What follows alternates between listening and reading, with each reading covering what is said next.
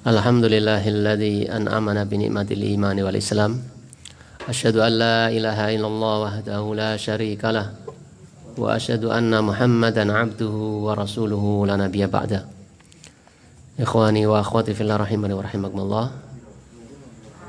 Alhamdulillah, segala puji syukur kita panjatkan kepada Allah Subhanahu wa taala atas semua nikmat-nikmatnya sehingga kita bisa kembali berkumpul di majelis ilmu ini dalam keadaan sehat jasmani dan rohani. Semoga Allah Subhanahu wa taala tambah nikmat-nikmatnya kepada kita sekalian dan kita senantiasa bisa mensyukurinya dengan semakin taat dan soleh.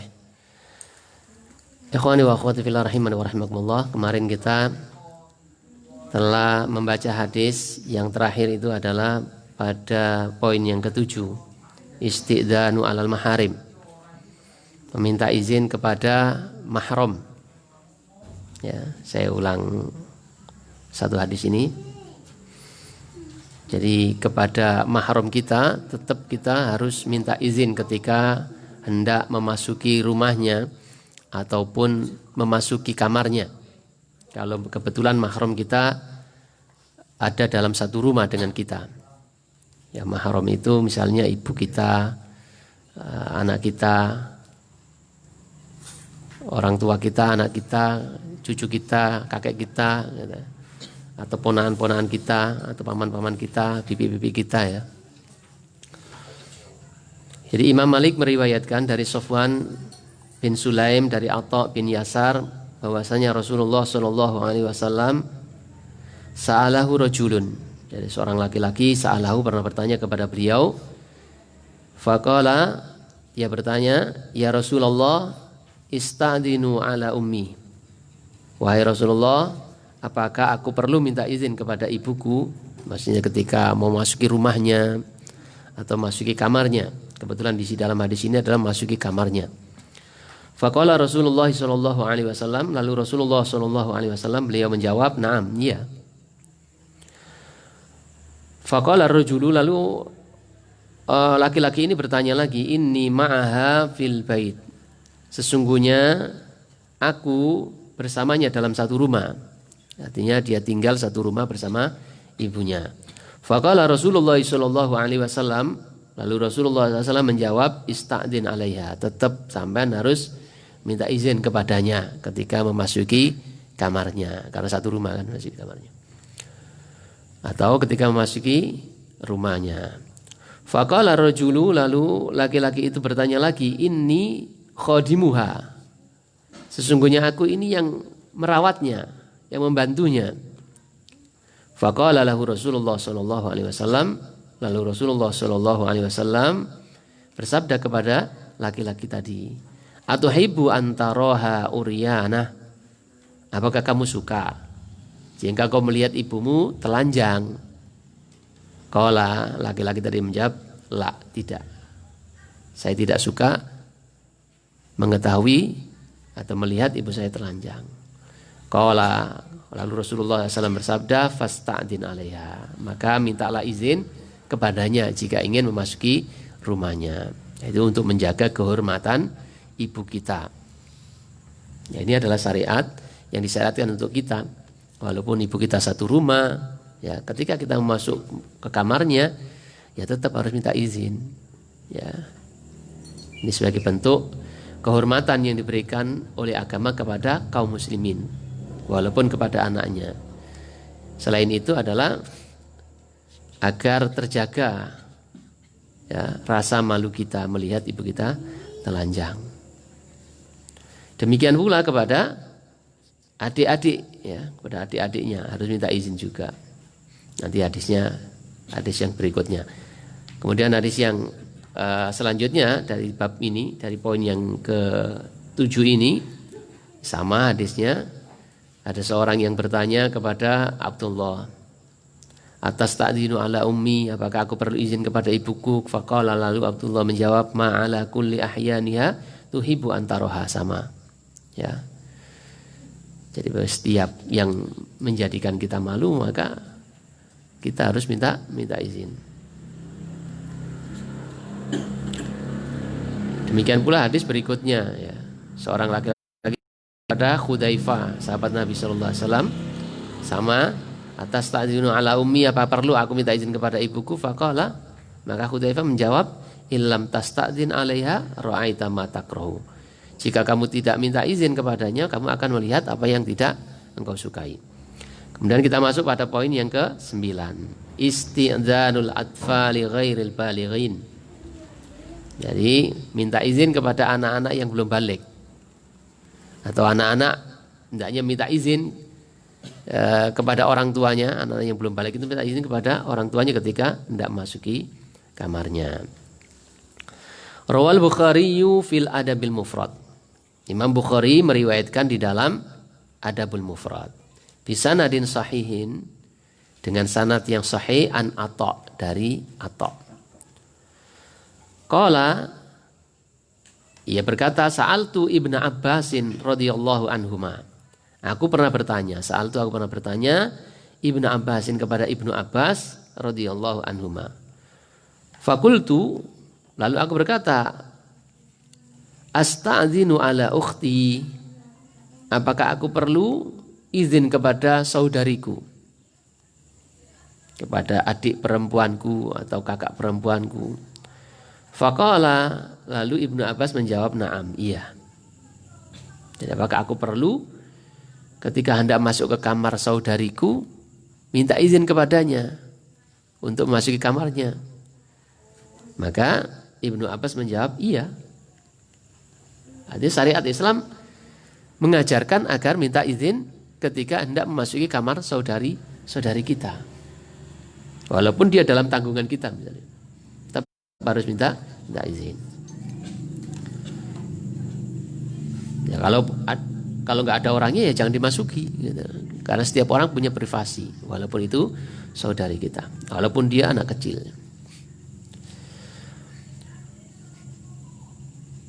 Lalu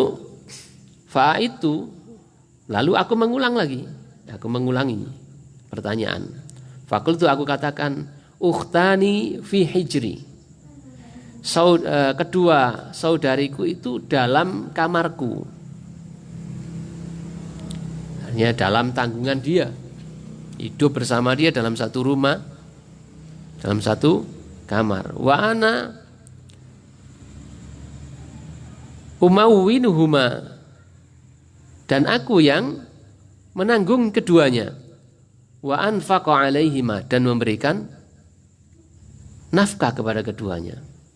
Artinya si saudari ini dalam tanggungan saudaranya. Memang wanita itu di dalam Islam ketika masih kecil dalam tanggungan orang tuanya. Kalau punya orang tua, kalau masih punya orang tua. Kalau nggak ada punya orang tua, maka di dalam tanggungan saudaranya, saudara laki-lakinya. Dia punya saudara laki-laki, maka dia dalam tanggungan saudaranya atau pamannya, ya, atau pamannya. Nah, kalau sudah menikah, maka tanggungannya yang menanggung adalah suaminya. Jadi kalau wanita sudah menikah, maka yang menanggungnya adalah suaminya. Dia harus taat kepada suaminya. Kalau sebelumnya taatnya kepada orang tuanya, ridho Allah terletak pada keridhaan orang tua. Ya, ridho Allah fi ridho walidaini wa suhtullah fi suhtil walidaini. Ya. Kalau dia sudah menikah, maka dia harus taat kepada suaminya. Tentu saja dalam perkara-perkara yang ma'ruf, yang baik, yang tidak durhaka kepada Allah Subhanahu wa taala. Kalau suaminya tidak ada, maka kembali kepada orang tuanya kalau masih punya orang tua. Atau kembali kepada saudaranya atau pamannya yang menanggungnya. Tapi kalau di sini gak badai.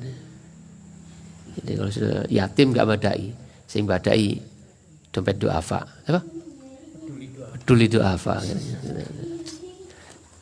Sing badai Pak Bahari akhirnya dan teman-temannya. Pamannya nggak peduli, saudaranya nggak peduli karena takut sama istrinya biasanya. Ya, apa yang kayak itu ku adike wae timbe bojone gitu.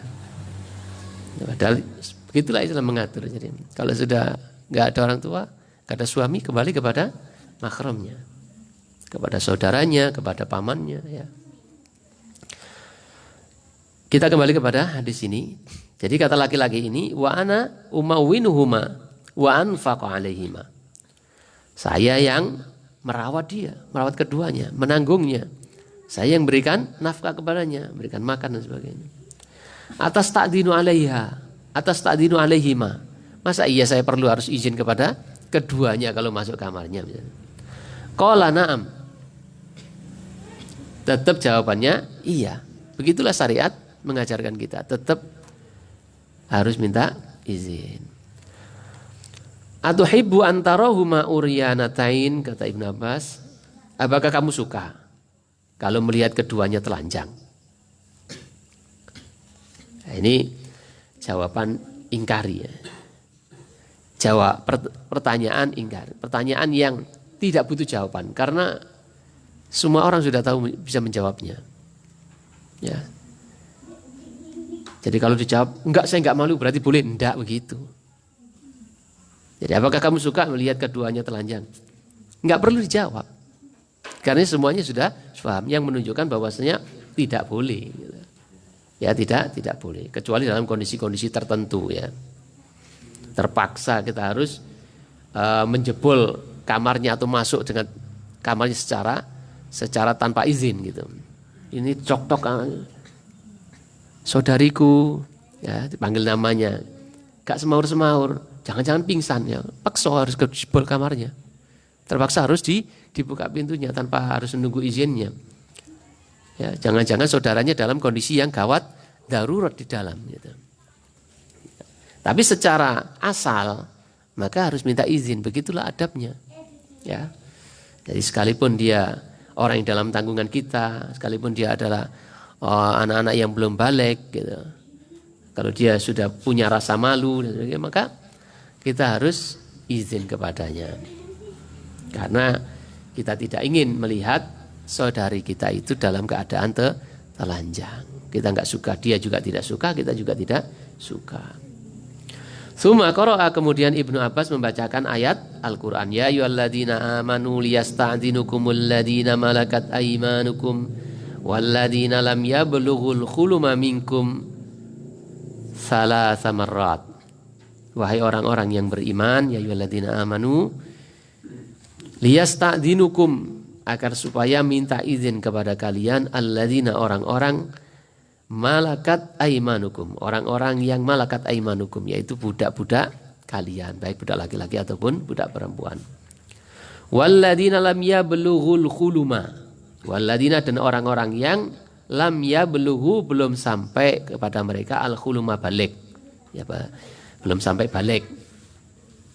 Baliknya laki-laki ditandai dengan tumbuh rambut di kemaluannya atau mimpi basah. Mimpi ketemu cewek kemudian basah. Atau perempuan dengan keluar darah haid. Itu menunjukkan sudah balik dan dia mukallaf, terbebani dengan tanggung jawab agama. Yang asalnya enggak sholat, enggak dosa, jadi dosa. Dia harus menjalankan kewajiban. Dia harus meninggalkan larangan-larangan. Dia harus menutup aurat. Ya, bagi perempuan harus menutup aurat kalau sudah balik.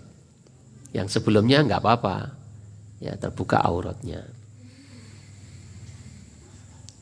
Wahai orang-orang yang beriman, akan meminta izin kepada kalian orang-orang yang dalam kepemilikan kalian, yaitu budak-budak kalian. Walladzina lam yablughul khuluma minkum, dan orang-orang yang atau anak-anak yang belum mencapai usia balik minkum dari kalian. Salah samarot, 3 kali. Ya, 3 waktu. Min qabli sholatil fajri. Ya, sebelum min dari qabli, sebelum sholatil fajri, sholat subuh. Jadi sebelum sholat subuh. Jadi waktu sebelum sholat subuh, ketika anak-anak atau budak itu ingin masuk ke rumah kita, ke kamar kita, maka mereka harus minta izin. Dan izinnya juga 3 kali. Kalau tidak diizini ya sudah, enggak boleh masuk. Atau orang mengatakan sekali, sudah nanti aja, enggak usah masuk dulu. Ya bapak ape turu memai. Gawe nade awakmu. Itu waktu sebelum subuh, waktu istirahat. Wahina tad'una siyabakum minadh-dhahirah. Wahina dan ketika tad'una siyabakum, engkau melepaskan pakaian-pakaian siyabakum ke pakaian-pakaian kalian minadh-dhahirati dari waktu zuhur, ya, siang hari. Jadi ketika istirahat siang. Ketika orang berganti pakaian untuk istirahat, bukan pakaian kerja lagi atau pakaian dinas gitu. Ganti pakaian untuk istirahat. Wa min ba'di sholatil isya'i. Dan yang waktu yang ketiga adalah dari sesudah sholat isya. Jadi sebelum subuh, ketika waktu siang hari saat orang tua sudah istirahat, dan setelah waktu isya, setelah sholat isya. Jadi mapan, ya, kebiasaan yang baik itu setelah isya tidur kan. Nabi tidak suka tidur sebelum isya dan beliau tidak suka begadang, ya, tidur setelah sholat isya. Dan sehingga bangunnya bisa lebih awal. Inilah 3 waktu yang kata Allah Subhanahu wa taala salasu auratil lakum. 3 waktu yang merupakan aurat bagi kalian. Aurat itu sesuatu yang harus ditutupi. Yang tidak boleh ditampakkan. Jadi aurat tubuh kalau laki-laki dari pusar sampai lutut. Kalau perempuan sekujur tubuhnya, kalau yang sudah balik, auratnya seluruh tubuhnya kecuali muka dan telapak tangan. Ini aurat yang umum. Aurat yang khusus ya kemaluannya. Jadi walaupun mahram tidak boleh melihat aurat mahramnya kecuali suaminya. Nah, suaminya bebas. Ibunya, bapaknya enggak boleh.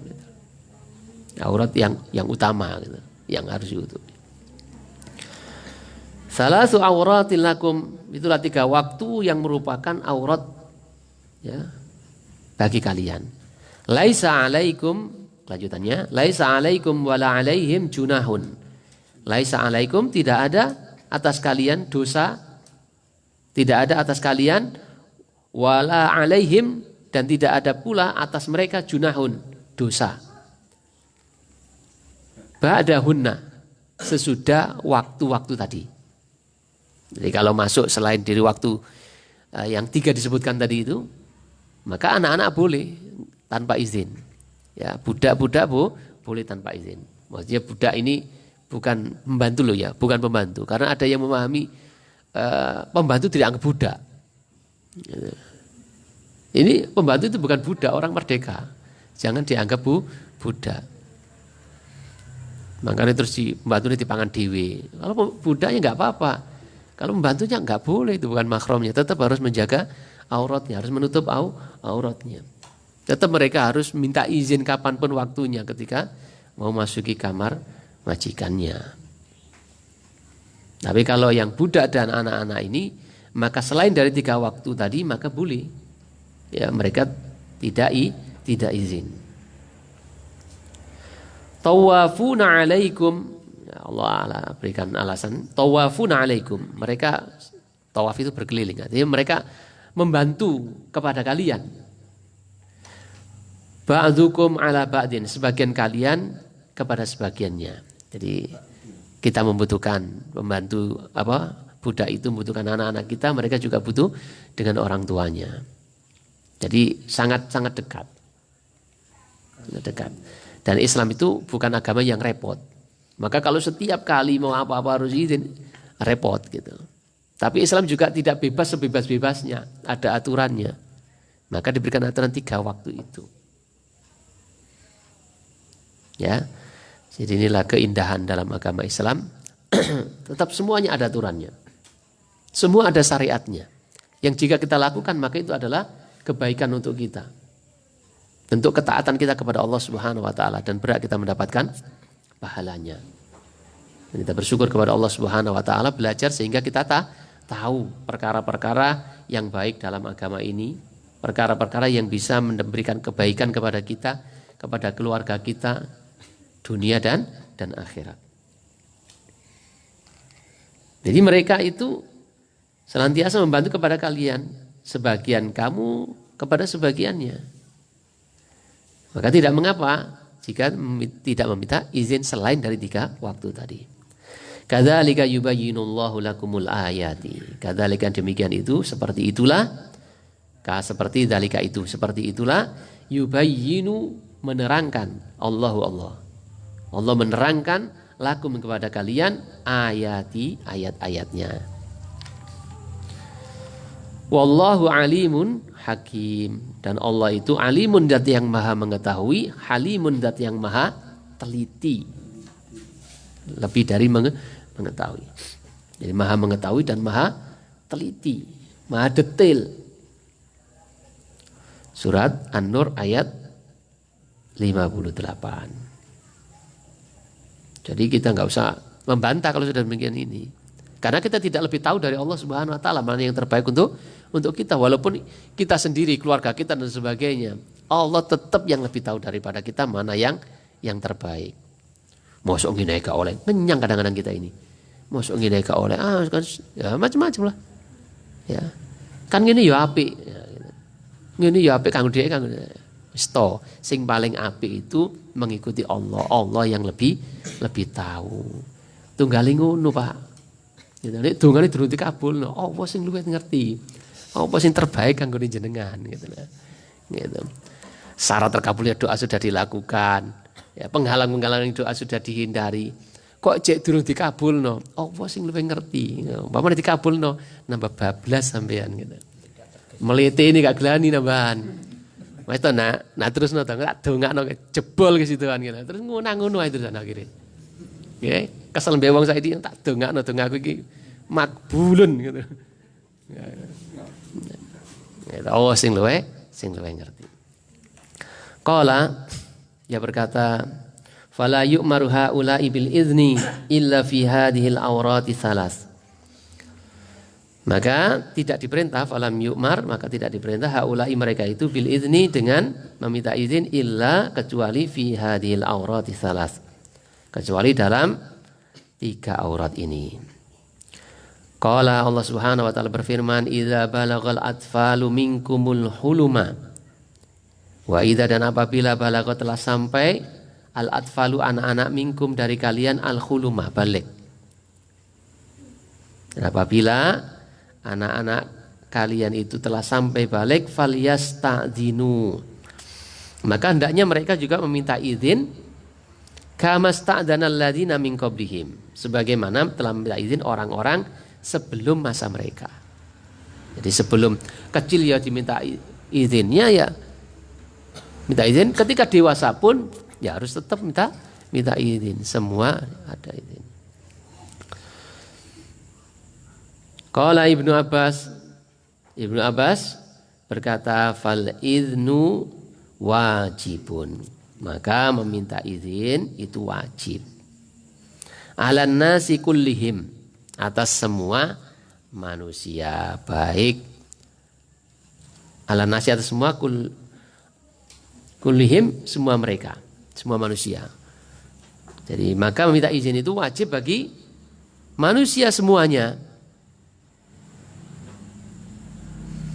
baik yang anak-anak maupun yang sudah dewasa, baik perempuan ataupun laki-laki, tetap minta izin dalam adab-adab yang tadi sudah diajarkan. Kemudian poin yang ke-10 yang terakhir dalam bab ini, assalamu qablal kalam. Assalamu qablal kalam. Ucapan salam itu sebelum ucapan yang lainnya. Jadi mengucapkan assalamualaikum dulu, baru ngomong yang lainnya, termasuk minta izin. Jadi ucapan salam dulu, baru apa saya boleh bertamu, apa saya boleh masuk. Tidak dibalik. Aku tak namung sampeyan yo, ya oleh assalamualaikum. Aku tak namung sampeyan yo, ojo dhisik. Ora kadek salam ning ngono. Rawat Tabrani fil Awsat. Imam Tabrani meriwayatkan di dalam kitab Al-Awsat. Wa huwa hasanun bisyawahidihi. Dan hadis ini hasan dengan penguat-penguatnya. Hadis ini mencapai tingkatan derajat hasan. Hasan itu tingkatnya di bawah sahih. Karena adanya penguat-penguat, artinya hadis-hadis yang semakna, yang banyak sekali. An Abdullah ibni Umar radhiyallahu anhuma, dari Abdullah bin Umar radhiyallahu anhuma, anna Rasulullah sallallahu alaihi wasallam qala, bahwasanya Rasulullah sallallahu alaihi wasallam qala, beliau pernah bersabda, assalamu qablas su'al. Salam itu sebelum bertanya. Sudah menjadi bahasa kita ya, soal. Itu bahasa Arab, soal itu, pertanyaan. Atau orang meminta-minta itu. Minta itu juga soal. Faman bada'akum bisu'ali qabla salam fala tujibu. Faman, maka barang siapa bada'akum, mendahului kalian, bisu'ali dengan pertanyaan, qabla salam, sebelum ucapan salam, fala tujibuhu, maka jangan engkau menjawabnya. Ya, terlepas dari sini apakah hasan atau dhaif ya. Yang disebutkan kalau menurut saya atau menurut yang disebutkan oleh saya ini, hadis ini adalah hadis hasan karena banyaknya penguat-penguatnya. Tapi ulama yang lain ada yang mengatakan hadis ini dhaif, memang asalnya dhaif.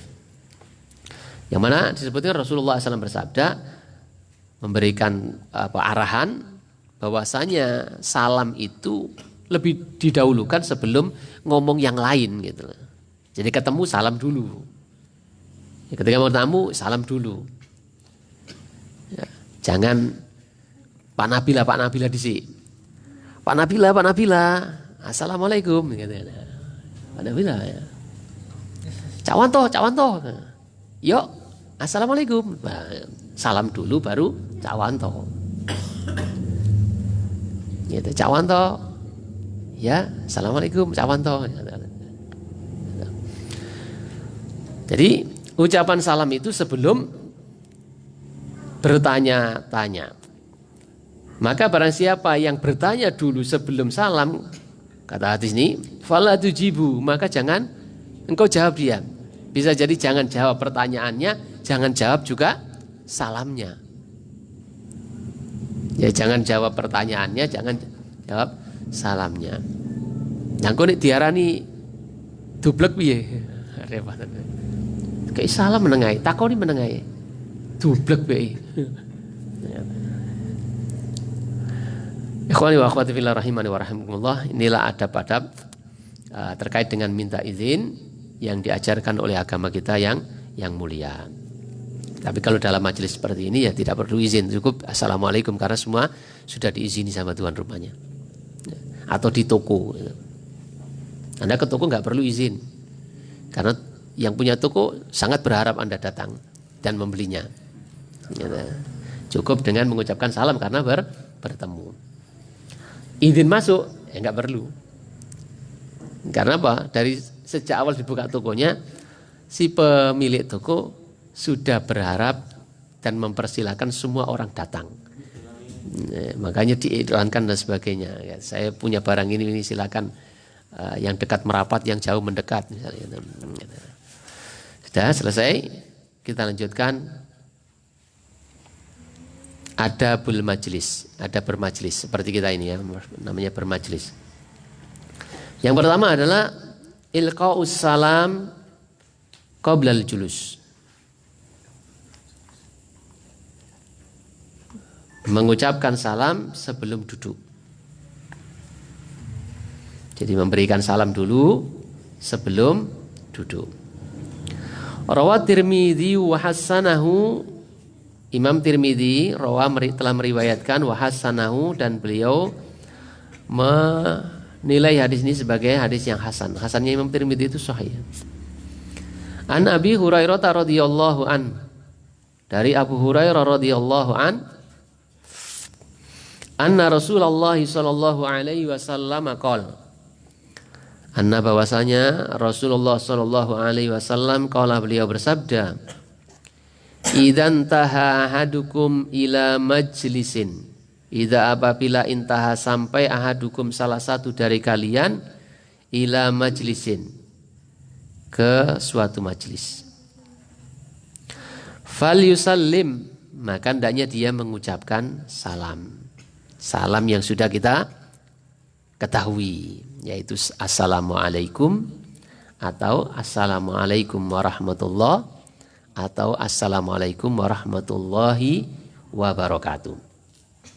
Tidak usah ditambahi, tidak usah dikurangi, tidak usah disingkat, tidak usah diwolak-walik. Ya. Jadi anut apa jare Kanjeng Nabi. Ora usah dinyang. Ket biyen 15 abad yang lalu salam kok cek ngono wae, gak keren belas. Wis zaman milenium ngene kok cek. Jangan berpikir seperti itu kita beragama.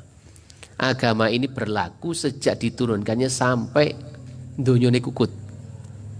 Allah tidak mengutus Nabi lagi setelah mengutus Nabi Muhammad SAW. Allah tidak menurunkan syariat baru lagi setelah selesainya Rasulullah SAW menjalankan tugasnya, yaitu diwafatkan oleh Allah Subhanahu Wa Taala. Maka dari manapun datangnya yang model baru, tidak usah kita ikut-ikutan mengamalkan. Walaupun sama ngipi ditekani wong surbanan putih, jubahan, jenggoten putih kaya Gus Imam misalnya, terus ngajari salam model anyar gitu ya, maka tidak perlu diikuti walaupun diancam dalam mimpinya. Ditenono kan kapan gak pok amalno sak jek jumlek uripmu bakal sengsara. Ya, gak usah wedi ya. Itu gak boleh diamalkan walaupun itu mimpinya sahabat Nabi mamanya, tetap gak boleh diamalkan kecuali mimpi yang dipertegas, dibenarkan oleh Nabi SAW. Kados ini apa? Mimpinya Abdullah bin Zaid tentang masalah azan. Ketika Nabi sampaikan kepada Nabi berkomentar, hada la ru'ya hakun, ini mimpi yang hak, kemudian disuruh mengamalkan, diajarkan kepada Bilal dan Bilal mengumandangkan azan. Jadi walaupun mimpinya sahabat, kalau Nabi tidak membenarkan, ya tidak menjadi sebuah kebenaran. Apalagi mimpinya kita, apalagi yang ngajak orang yang tidak kita kenal dan seterusnya. Jadi salamnya tetap assalamualaikum.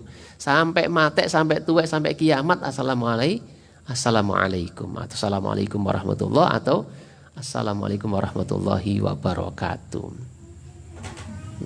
Ini kita pertegas karena semakin tahun, semakin berubah zaman ini, pinginnya agama juga dirubah gitu loh.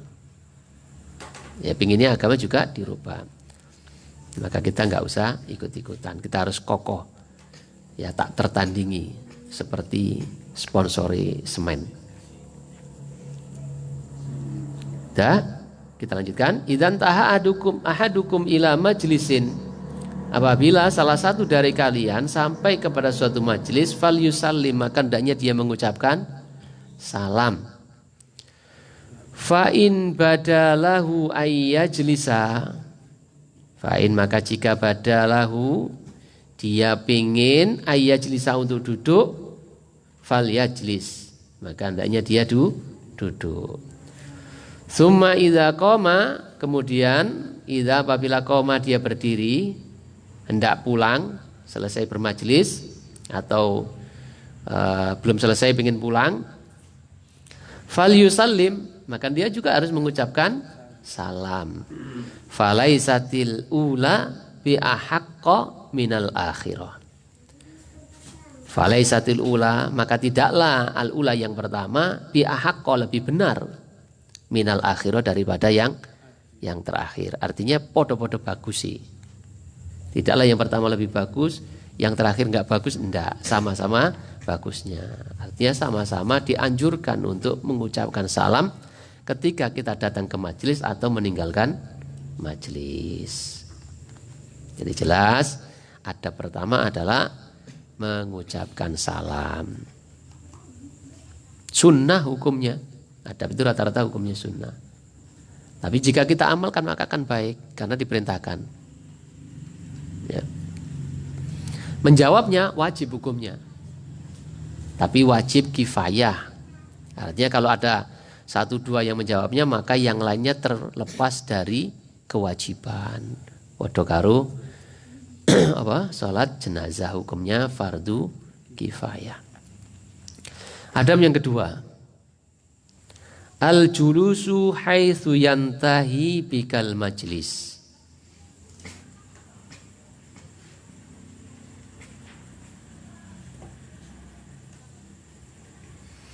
Duduk ketika sampai majelis.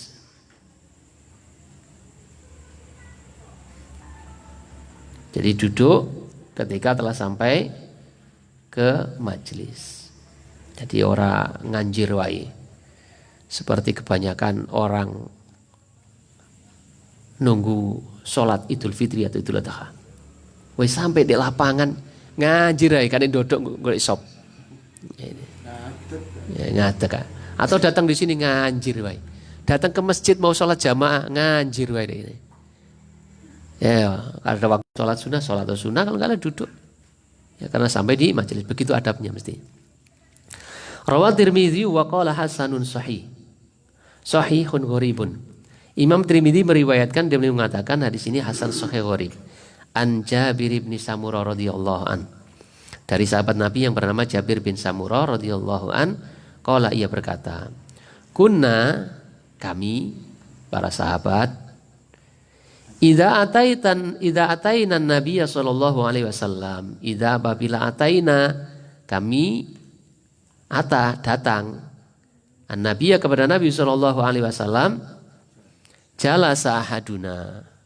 Jalasa duduk ahaduna salah satu dari kami haitsu yantahi ketika sampai.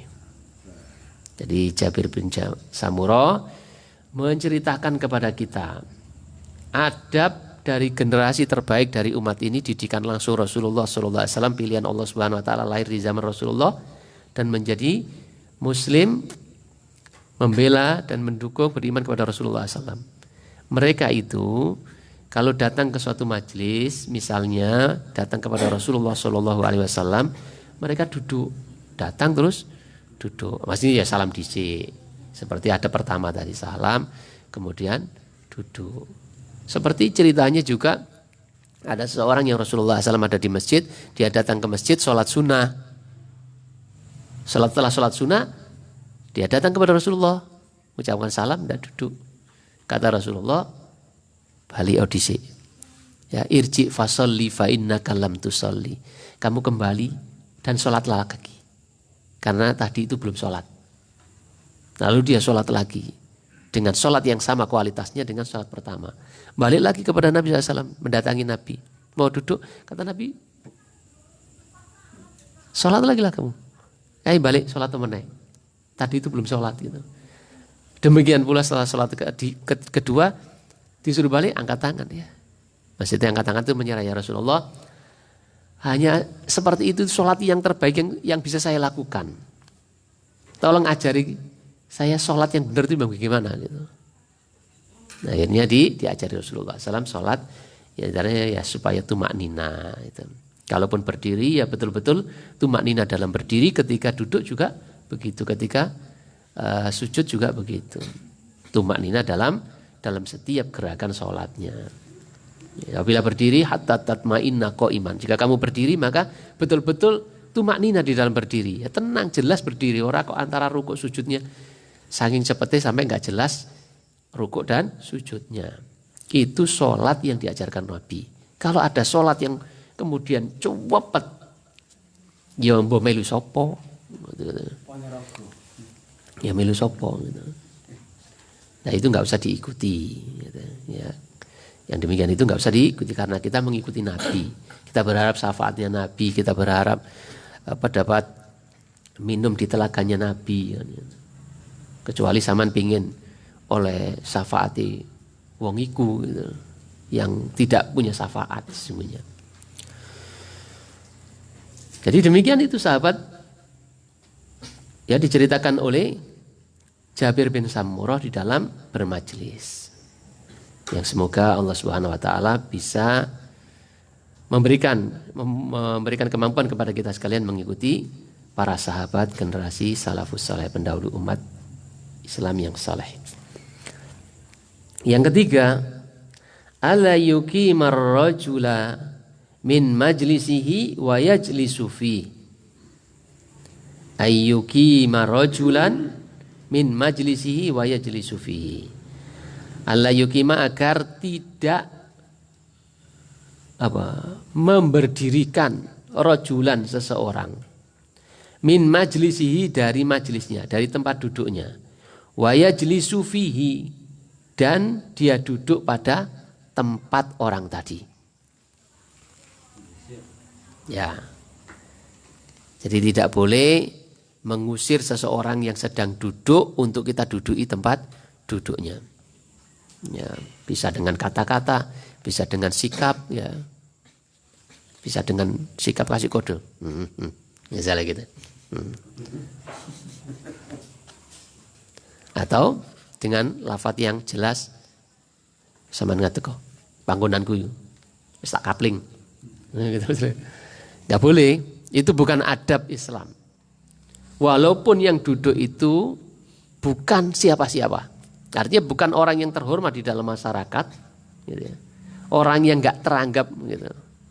Gak ono sing kenal sak kampung, gak ono sing kenal. Saking melarati katakanlah gitu. Sehingga gak ada orang yang mau kenalnya gitu. Tetap kalau dia datang duluan di dalam majelis apapun, termasuk di masjid ketika sholat berjamaah, ya duduk di depan, mencari keutamaan, duduk di saf pertama. Gak boleh. Ketua takmir itu datang. Mas, sama wong ndi? Amir berisan. Iku biasanya panggonanku iku. Gak boleh itu. Ya gak boleh. Itu bukan adab Islam. Setiap kita kaum muslim ini punya kehormatan.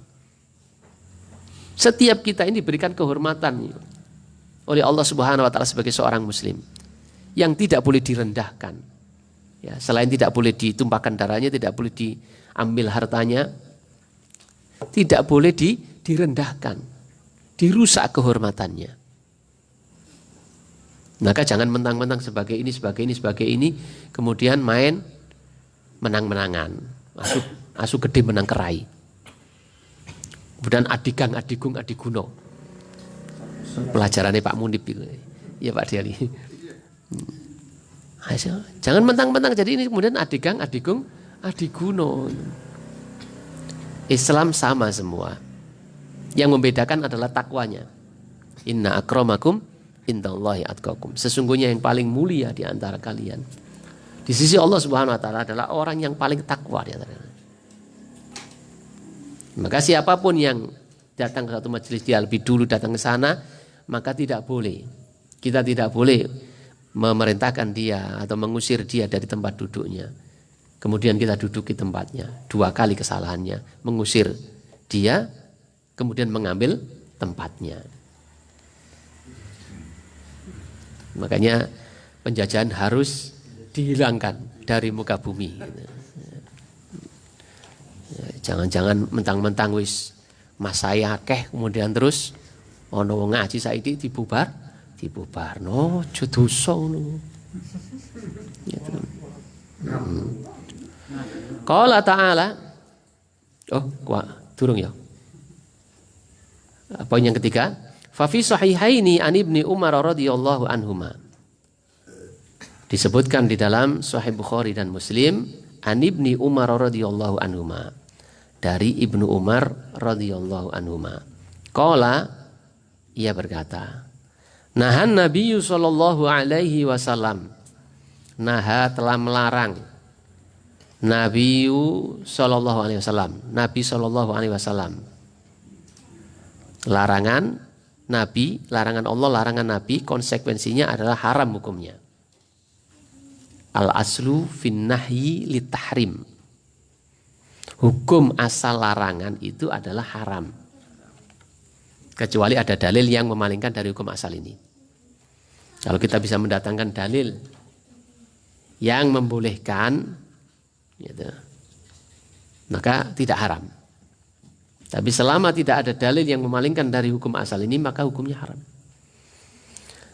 Nabi Shallallahu Alaihi Wasallam melarang ayyukimar rojulu akhohu.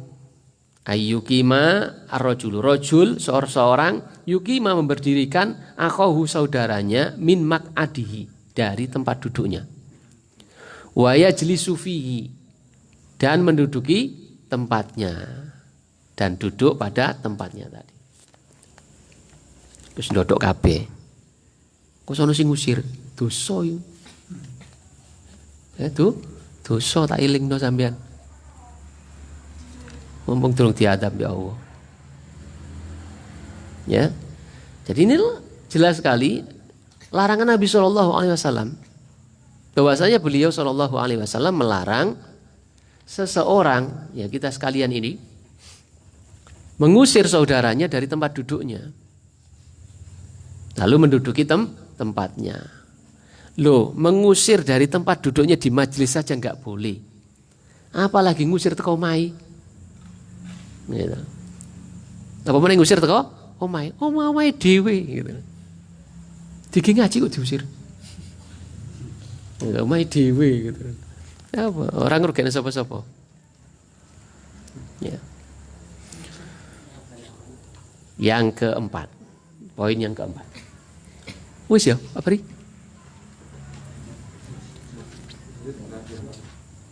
Ya, satu lagi, yang keempat. Al-ifsahu lil qadim. Memberikan keluasan kepada orang yang datang. Memberikan keluasan untuk orang yang baru datang. Jadi kalau tadi itu orang yang baru datang mengusir orang yang lebih dulu, yang sekarang bagaimana sikap orang yang lebih dulu datang ke majelis?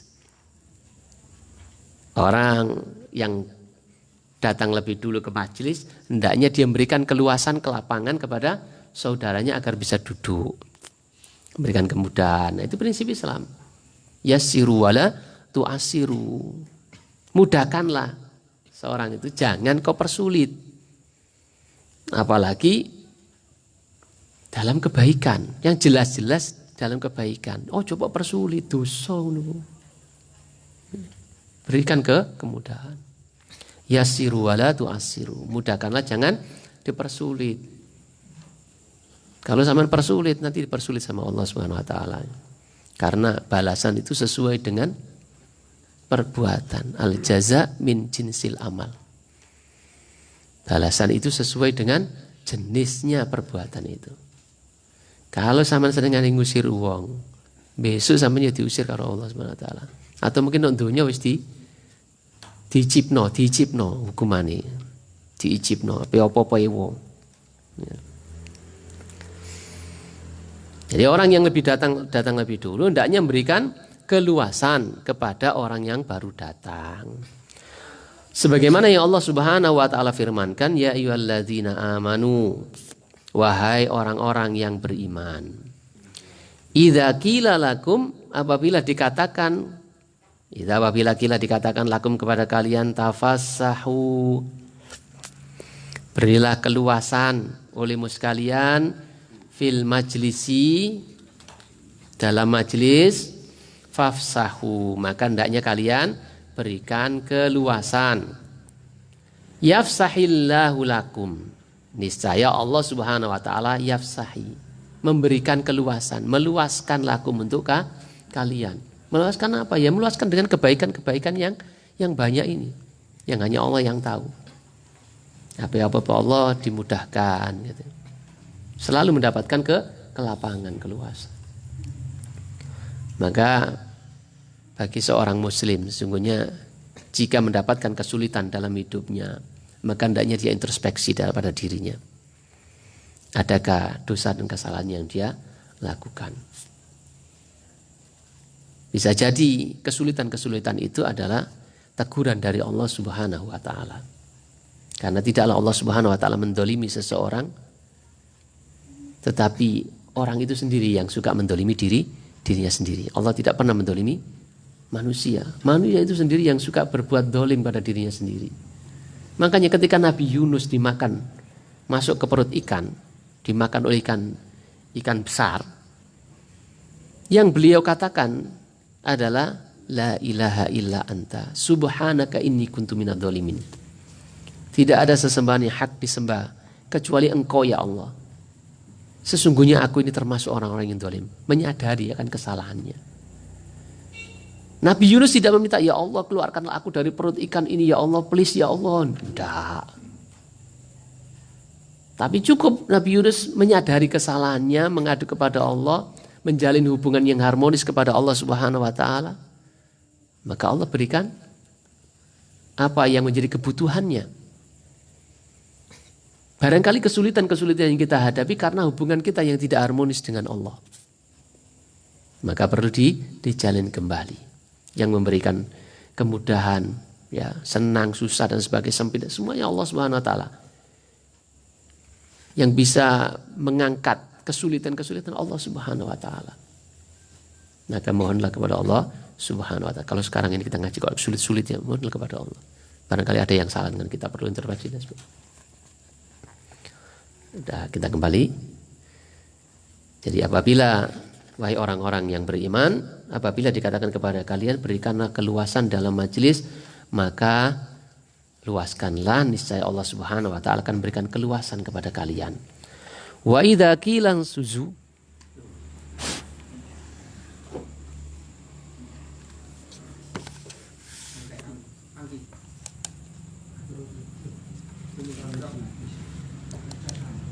cek makan iya makan nyala kata ente wa idza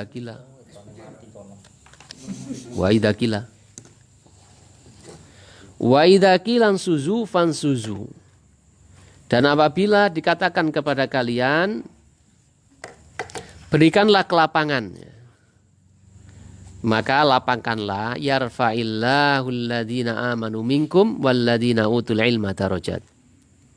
Allah akan mengangkat derajat orang-orang yang beriman dari kalian, walladhina utul ilma darajat, dan orang-orang yang diberikan ilmu dengan beberapa derajat. Wallahu bima ta'maluna khabir, dan Allah itu dengan apa yang kalian lakukan maha mengetahui. Ikhwani wa akhwati fillah rahimani wa rahimakumullah. Demikian Allah Subhanahu wa taala menjelaskan dalam ayat-ayatnya terkait dengan majelis ini. Hendaknya kita memberikan kemudahan, keluasan, kegampangan kepada sesama saudara muslim kita. Ya. Kalau disuruh memilih ya enak mana mendolimi atau didolimi, lebih baik kita didolimi daripada mendolimi, karena orang yang didolimi itu akan menang kelak di akhirat ya. Demikian subhanakallahumma wa bihamdika asyhadu an la ilaha illa anta astaghfiruka wa atubu ilaik. Assalamualaikum warahmatullahi wabarakatuh.